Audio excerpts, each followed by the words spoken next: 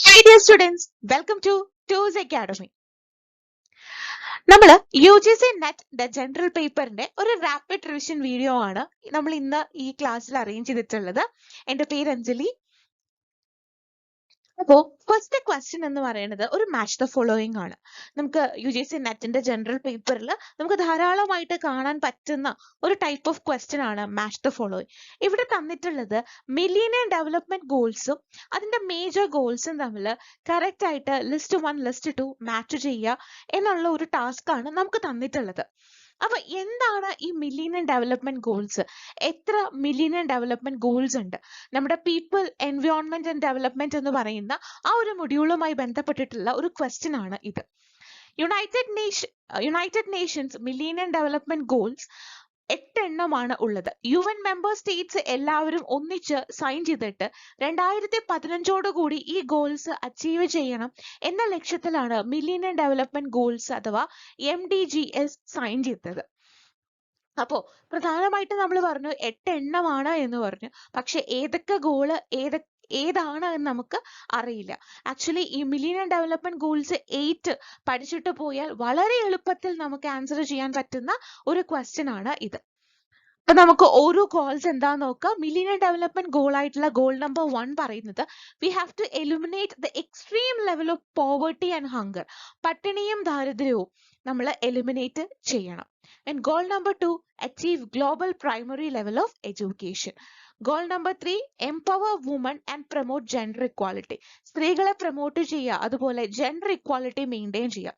Goal number 4, reduce child mortality. ശിശു മരണനിരക്ക് കുറയ്ക്കുക. ശിശു മരണനിരക്കുകൾക്കിടെ പിന്നിൽ ഒരുപാട് കാരണങ്ങളുണ്ട്. മാൽന്യൂട്രീഷൻസ് പോലത്തെ അല്ലെങ്കിൽ പ്രോപ്പർ ഹോസ്പിറ്റൽ ഫെസിലിറ്റീസ് ഇല്ലാത്ത ഒരുപാട് കാര്യങ്ങളുണ്ട്. അപ്പൊ അത് റെഡ്യൂസ് ചെയ്യുക എന്നാണ് ഗോൾ നമ്പർ 4 പറയുന്നത്. And goal number 5, promote maternal health. Goal number 6, fight malaria, HIV, AIDS and other diseases. Goal number 7, promote environmental sustainability. Goal number 8, develop a universal partnership for development. നിങ്ങൾക്ക് ഈ people development and environment എന്ന് പറയുന്ന ഒരു module, നമ്മുടെ ICT module, higher education module, ഈ modules ഒക്കെ നമുക്ക് full mark score ചെയ്യാൻ പറ്റുന്ന മൊഡ്യൂൾസ് ആണ്. കാരണം കൃത്യമായി സിലബസ് എടുത്തിട്ട് കൃത്യമായി ഇതുപോലത്തെ പ്രീവിയസ് ക്വസ്റ്റ്യൻ പേപ്പേഴ്സ് നോക്കുവാണെങ്കിൽ വരുന്ന ഒരു ടൈപ്പ് ഓഫ് ക്വസ്റ്റ്യൻസ് നിങ്ങൾക്ക് ഐഡന്റിഫൈ ചെയ്യാനായിട്ട് സാധിക്കും. ആ ടൈപ്പ് ഓഫ് ക്വസ്റ്റ്യൻസിലേക്ക് നിങ്ങളുടെ പഠനം നിങ്ങൾ ഫോക്കസ് ചെയ്യുവാണെങ്കിൽ ഇതേപോലത്തെ കുറെ ഡിറക്റ്റ് ക്വസ്റ്റ്യൻ നിങ്ങൾക്ക് പരീക്ഷയ്ക്ക് കാണാനായിട്ട് സാധിക്കും. അപ്പൊ നിങ്ങൾക്ക് സ്ട്രേറ്റ് ഫോർവേഡ് ആൻസറിലേക്ക് എത്താനും ഈസി ആയിട്ട് മാർക്ക് സ്കോർ ചെയ്യാനും സാധിക്കുന്നതാണ്. സോ നമ്മൾ ഗോൾസ് ഒക്കെ കണ്ടു. ഗോൾ നമ്പർ 1 എന്ന് പറയുന്നത് eradicate extreme poverty and hunger. Goal number 2 എന്ന് പറയുന്നത് achieve universal primary education. And goal number 3, promote gender equality and empower woman. Goal number 4, reduce child mortality. Simple അല്ലേ? നമുക്ക് 8 ഗോൾസ് അറിയാമെങ്കിൽ വളരെ സിമ്പിൾ ആയിട്ട് ആൻസർ ചെയ്യാൻ പറ്റുന്ന ഒരു ചോദ്യമായിരുന്നു ഇത്.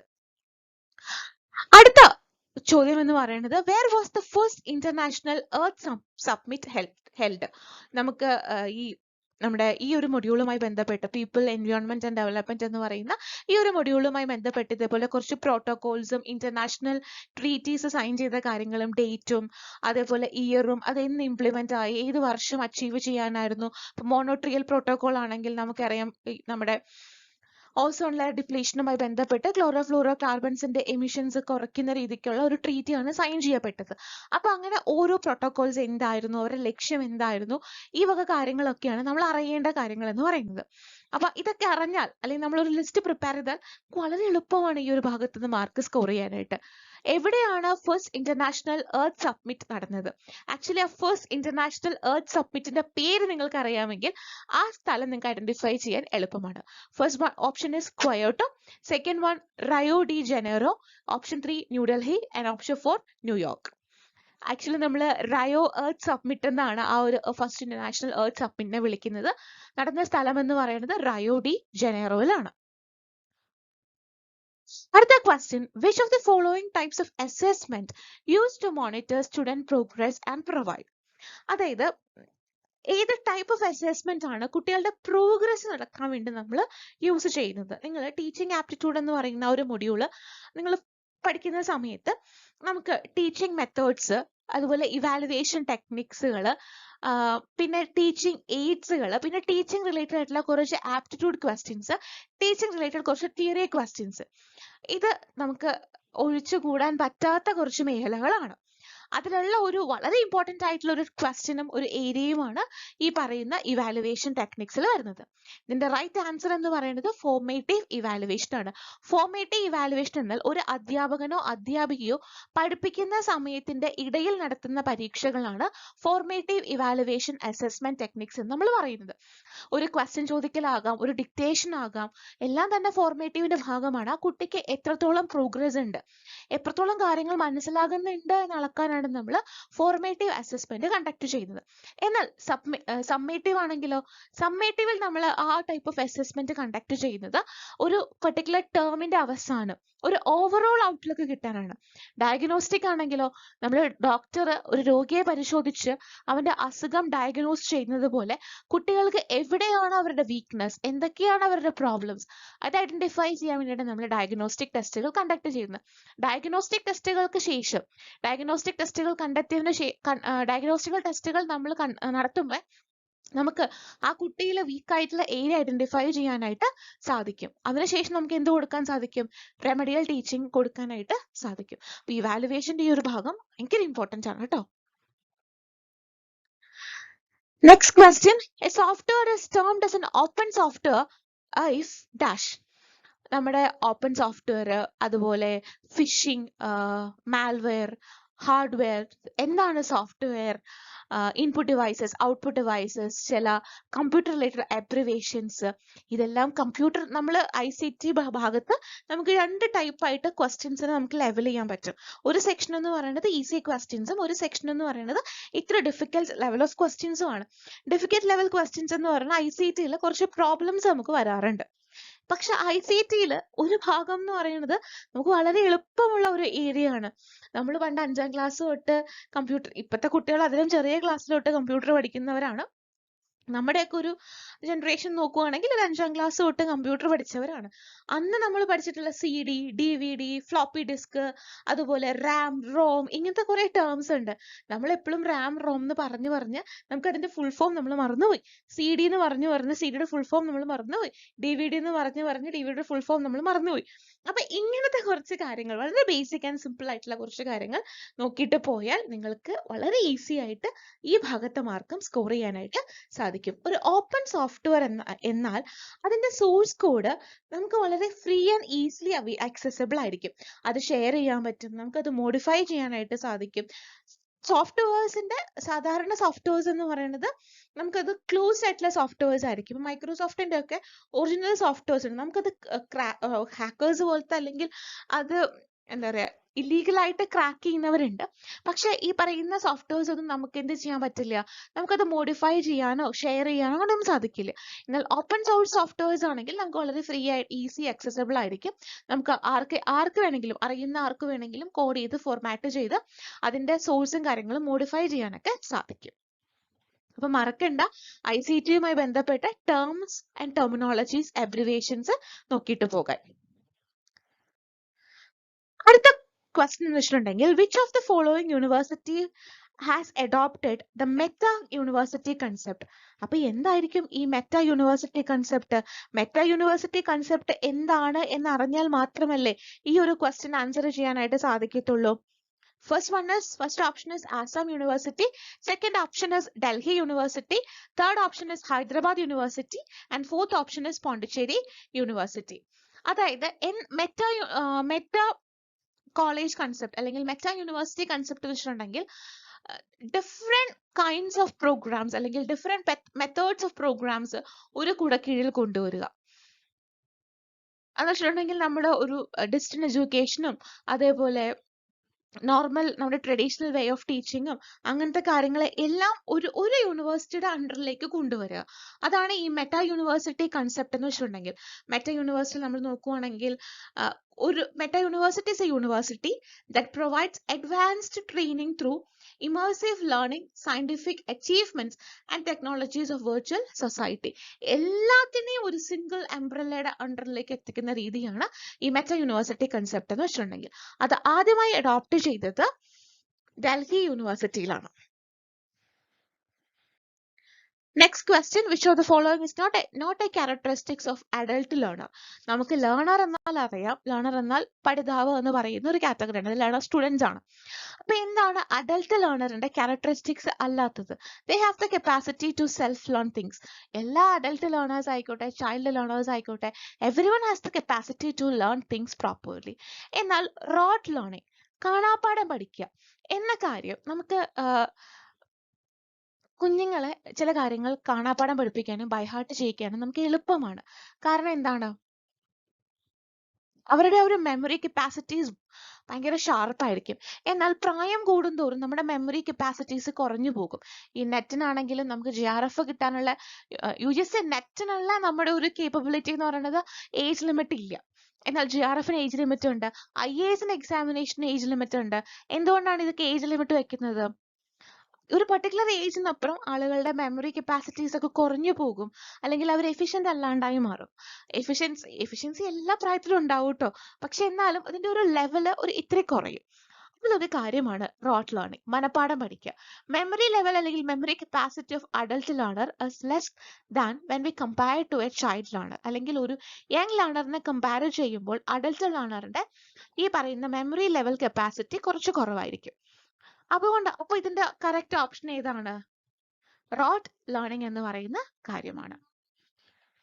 അടുത്ത ക്വസ്റ്റ്യൻ വെച്ചിട്ടുണ്ടെങ്കിൽ which university in India was first to throw all university examinations open to girls? നമ്മള് എന്താ പറയുക, റീസെന്റ് കറണ്ട് അഫയേഴ്സ് ഒക്കെ നമ്മൾ നോക്കിയിട്ട് പോകും. കാരണം നമുക്കറിയാം നെറ്റിന്റെ ക്വസ്റ്റ്യൻ പേപ്പറിൽ കുറച്ച് കറണ്ട് അഫയേഴ്സ് ഭാഗങ്ങളൊക്കെ ചോദ്യം വരും നമുക്കറിയാം. പക്ഷെ എന്നാൽ ഫസ്റ്റിലെ കാര്യങ്ങൾ നമുക്ക് ഇഗ്നോർ ചെയ്യാൻ പറ്റില്ല. ഇമ്പോർട്ടന്റ് ആയിട്ടുള്ള കോൺട്രിബ്യൂഷൻസ് നമുക്ക് ഇഗ്നോർ ചെയ്യാൻ സാധിക്കില്ല. ഇതെല്ലാം നമുക്ക് ഇമ്പോർട്ടന്റ് ആണ്. സോ യൂണിവേഴ്സിറ്റി എക്സാമിനേഷൻസ് ആദ്യമായിട്ട് ഗേൾസിന് ഓപ്പൺ ചെയ്ത് കൊടുത്ത യൂണിവേഴ്സിറ്റി എന്ന് പറയുന്നത് കൽക്കട്ട യൂണിവേഴ്സിറ്റി ആണ്. Next question mathematical reasoning and aptitude എന്ന് പറയുന്ന സെക്ഷനിൽ നിന്നുള്ളതാണ്. ക്വസ്റ്റ്യൻ ഇതാണ്: from A 2-digit number the sum of its digit is subtracted, resulting number is. Okay, ഒരു 2-digit നമ്പർ, ആ 2-digit നമ്പറിൽ നിന്ന് നമ്മൾ ആ നമ്പറിന്റെ ഡിജിറ്റ് സം സബ്ട്രാക്ട് ചെയ്യാണ്. അങ്ങനെയാണെങ്കിൽ ഈ പറയുന്ന ഓപ്ഷൻസിൽ ഏതാണ് കറക്റ്റ് എന്നാണ് ക്വസ്റ്റ്യൻ ചോദിച്ചിട്ടുള്ളത്. സോ ഇവിടെ നമ്മൾ 2-digit നമ്പർ ആയിട്ട് XY ചൂസ് ചെയ്യാണ്. ലെറ്റ് XY ബി അവർ 2-digit number. Okay, place value എന്ന് പറയുന്ന കൺസെപ്റ്റ് അറിയാമെങ്കിൽ ഈ ക്വസ്റ്റ്യൻ കൃത്യമായിട്ട് വളരെ ഈസി ആയിട്ട് നമുക്ക് ചെയ്യാം. അപ്പൊ ഇവിടെ Y, ഈ 2-digit നമ്പറിലെ Y വൺസിന്റെ പ്ലേസിലുള്ള ഡിജിറ്റ് ആണ് അല്ലെ, വൺസ്. ആൻഡ് X ടെൻസിന്റെ പ്ലേസിലുള്ള ഡിജിറ്റ് ആണ്. ഓക്കെ, ഇനി ഇതിലെ പ്ലേസ് വാല്യൂ, ഓക്കെ, എക്സ് ടെൻസിന്റെ പ്ലേസിലുള്ള നമ്പർ ആണ്. സോ അതിന്റെ പ്ലേസ് വാല്യൂ എന്ന് പറയുന്നത് 10 into X ആയിരിക്കും. ഓക്കെ, ആൻഡ് Y വൺസിന്റെ പ്ലേസിലുള്ള ഡിജിറ്റ് ആണ്. സോ അതിന്റെ place value 1 into Y. So this number XY can be written as XY equal to 10X plus Y. Okay, next നമ്മൾ ഇതിന്റെ ഡിജിറ്റ് സം എങ്ങനെയാണ്? ഡിജിറ്റ്സുകളുടെ സം ആണ് അല്ലെ, X plus Y ആണ് ഡിജിറ്റ് സം. ഇനി ക്വസ്റ്റ്യനിൽ പറഞ്ഞിട്ടുള്ളത് XY യിൽ നിന്ന് നമ്മൾ X plus Y സബ്ട്രാക്ട് ചെയ്യാണ്. So XY minus X plus Y equal to XY is equal to 10X plus Y ആണ്. So 10X plus Y minus X plus Y. This is equal to 9X. So this difference is equal to 9X. It's a multiple of 9. So നമുക്ക് എന്ത് പറയാം? It is always divisible by 9 എന്ന് പറയാം അല്ലെ. അപ്പൊ option B ആണ് right answer ആയിട്ട് വരുന്നത്. Next question. Which of the following correspond to X, Y and Z respectively in the following square where sum of elements in each column, row and diagonal is the same? Okay, അപ്പൊ നമുക്ക് ഇവിടെ ഒരു square തന്നിട്ടുണ്ട്. ഈ സ്ക്വയറിൽ XYZ അതിന്റെ values missing ആണ് അല്ലെ. അപ്പൊ ആ വാല്യൂസ് ഫൈൻഡ് ഔട്ട് ചെയ്യണം. അപ്പൊ നമുക്ക് ഇവിടെ ഓപ്ഷൻസ് തന്നിട്ടുണ്ട്. ഇതിലെ ഫസ്റ്റ് കോർഡിനേറ്റ് റെപ്രസെന്റ് ചെയ്യുന്നത് X, then Y, then Z അങ്ങനെയാണ്. ഓക്കെ, അപ്പൊ each row and column and diagonal sum same ആവുന്ന രീതിയിലുള്ള ഒരു വാല്യൂ വേണം നമുക്ക് കണ്ടുപിടിക്കാനായിട്ട്. എക്സ് വൈ സെഡ് അതിന്റെ വാല്യൂ വേണം നമുക്ക് ഫൈൻഡ് ഔട്ട് ചെയ്യാനുള്ളത്. അപ്പൊ ഇങ്ങനെയുള്ള ക്വസ്റ്റ്യൻസ് വരുമ്പോൾ ഓപ്ഷൻസ് വൈസ് നമ്മൾ ചെയ്യുന്നതായിരിക്കും ബെറ്റർ. ഓക്കെ, അപ്പൊ നമുക്ക് ഓപ്ഷൻ എ ഒന്ന് ചൂസ് ചെയ്തിട്ട് row sum, column sum and diagonals അതിന്റെ സം ഒക്കെ സെയിം ആവുന്നുണ്ടോ എന്ന് നമുക്ക് നോക്കാം. ഓപ്ഷൻ എയില് എക്സ്, ഓപ്ഷൻ എ ആണ് നമ്മൾ വെരിഫൈ ചെയ്യാൻ പോകുന്നത്. ഓപ്ഷൻ എയില് X is equal to 17 and Y is equal to 15 and z is equal to 13. Okay, ഈ വാല്യൂ വെച്ച് നമ്മൾ ഓരോ റോ സമ്മും കോളം സമ്മും ഒക്കെ ഒന്ന് നോക്കുക. അപ്പൊ ഫസ്റ്റ് റോയുടെ സം ആണ് നമ്മൾ ആദ്യം നോക്കുന്നത്. 16 plus 11 plus 17 that is equal to 44. Okay, and next row 17 plus 15 plus 13 equal to 45.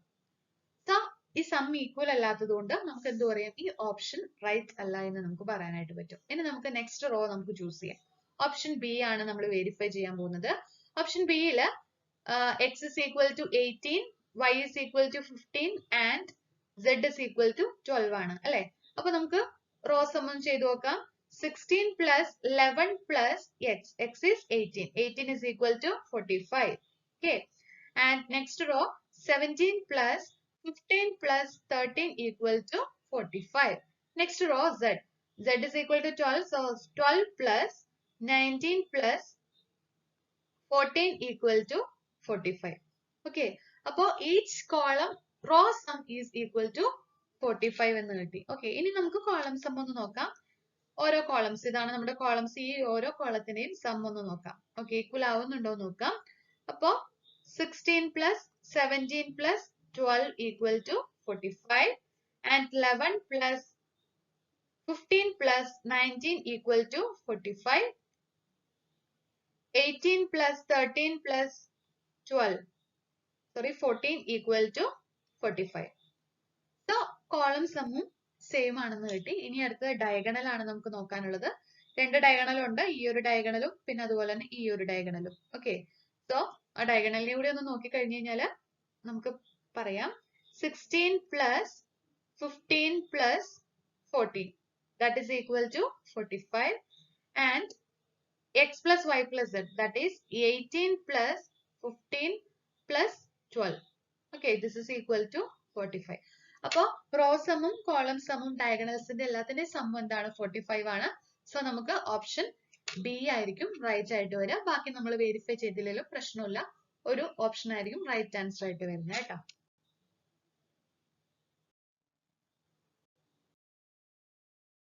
അടുത്ത നമ്മുടെ ലാസ്റ്റ് ക്വസ്റ്റ്യൻ ആണ്. Out of 2000 people, 300 play volleyball, 500 play cricket, whereas 200 play both volleyball and cricket. How many people do not play either of the games? Okay. അപ്പോൾ total 2000 people ആണുള്ളത്. 300 വോളിബോളും 500 ക്രിക്കറ്റും 200 ആളുകള് രണ്ടും play ചെയ്യുന്നുണ്ട്. അങ്ങനെയാണെങ്കിൽ രണ്ട് ഗെയിംസും കളിക്കാത്ത ആളുകളുടെ എണ്ണമാണ് നമ്മളോട് ചോദിച്ചിട്ടുള്ളത്. ഓക്കെ, അപ്പോൾ വെൻ ഡയഗ്രാം വെച്ച് ഈസി ആയിട്ട് ചെയ്യാൻ പറ്റുന്ന ഒരു പ്രോബ്ലം ആണിത്. അപ്പോ 2000 ആണ് ടോട്ടൽ പീപ്പിൾ അല്ലെ. അപ്പൊ അതാണ് നമ്മുടെ യൂണിവേഴ്സൽ സെറ്റിൽ വരുന്നത് 2000. ഓക്കെ, 2000. ഓക്കെ, ഇനി വോളിബോൾ കളിക്കുന്നവരുണ്ട്, അതുപോലെ തന്നെ ക്രിക്കറ്റ് കളിക്കുന്നവരുണ്ട്. അപ്പൊ ഇതാണ് വോളിബോൾ കളിക്കുന്നവരുടെ റെപ്രസെന്റ് ചെയ്യുന്നത്, ഇത് ക്രിക്കറ്റ് കളിക്കുന്നവരെ റെപ്രസെന്റ് ചെയ്യുന്നതാണ് വോളിബോൾ ആൻഡ് ക്രിക്കറ്റ്. ഓക്കെ, ഇനി ഇവിടെ ഒരു ഇന്റർസെക്ഷൻ വന്നിട്ടുണ്ട്. ഇവിടെയാണ് വോളിബോളും ക്രിക്കറ്റും രണ്ടും കളിക്കുന്നവര് വന്നിട്ടുള്ളത്. ഓക്കെ, ഇത് എത്രയാണ് നമുക്ക് പറഞ്ഞിട്ടുണ്ട്, 200 ആണെന്ന് തന്നിട്ടുണ്ട് അല്ലെ. ഇനി വോളിബോൾ പ്ലേ ചെയ്യുന്നവരുടെ എണ്ണം 300 ആണ് അല്ലെ. അപ്പൊ ഈ മൊത്തത്തിൽ ഈ സർക്കിളിൽ മൊത്തം വരുന്നത് 300 ആയിരിക്കും വരിക. ഓക്കെ, ഓൾറെഡി ഒരു 200 ഇത്രയും പോർഷൻ നമുക്ക് ഇവിടെ വന്നു കഴിഞ്ഞു. ഇവിടെയും ഇതും ആഡ് ചെയ്ത് കഴിഞ്ഞാൽ നമുക്ക് ടോട്ടൽ 300 കിട്ടണമെങ്കിൽ ഇവിടെ മാത്രമായിട്ട് എത്ര വരും, ഇവിടെ മാത്രമായിട്ട് 100 ആയിരിക്കും വരിക. ഓക്കെ, ഇനി അതുപോലെ തന്നെ നമുക്ക് ഓൾറെഡി ഇവിടെ 200 വന്നു കഴിഞ്ഞു. നമ്മൾ ക്രിക്കറ്റ് കളിക്കുന്നവരുടെ എണ്ണം നോക്കിക്കഴിഞ്ഞാൽ 200 ഇവിടെ വന്നു കഴിഞ്ഞു. ക്രിക്കറ്റ് കളിക്കുന്നവരുടെ ടോട്ടൽ എണ്ണം എത്രയാണ്, 500 ആണ് അല്ലെ. അപ്പൊ ഇവിടെ 200 ഓൾറെഡി വന്നു കഴിഞ്ഞു. ഇപ്പൊ ബാലൻസ് ഇവിടെ എത്രയാണ് വരിക, 300 ആയിരിക്കും വരിക. ഓക്കെ, അപ്പൊ ടോട്ടൽ ഈ പ്ലേ ചെയ്യുന്ന ആളുകളുടെ എണ്ണം കണ്ടുപിടിക്കാനായിട്ട് നമ്മൾ എന്ത് ചെയ്താൽ മതി, ഇത് കംപ്ലീറ്റ്ലി ആഡ് ചെയ്താൽ മതി. അതായത് 100 plus 300 plus 200. Okay, that is equal to 600. Okay, ഇനി രണ്ട് ഗെയിമും കളിക്കാത്തവരുടെ എണ്ണമാണ് നമുക്ക് ഫൈൻഡ് ഔട്ട് ചെയ്യാനുള്ളത്. സോ നമ്മൾ എന്ത് ചെയ്യണം, ഈ 2000 നിന്ന് എന്ത് മൈനസ് ചെയ്താൽ മതി? 600 മൈനസ് ചെയ്താൽ മതി. This is equal to 1400. So option D ആണ് നമ്മുടെ റൈറ്റ് ആൻസർ ആയിട്ട് വരുന്നത്. Okay, option D.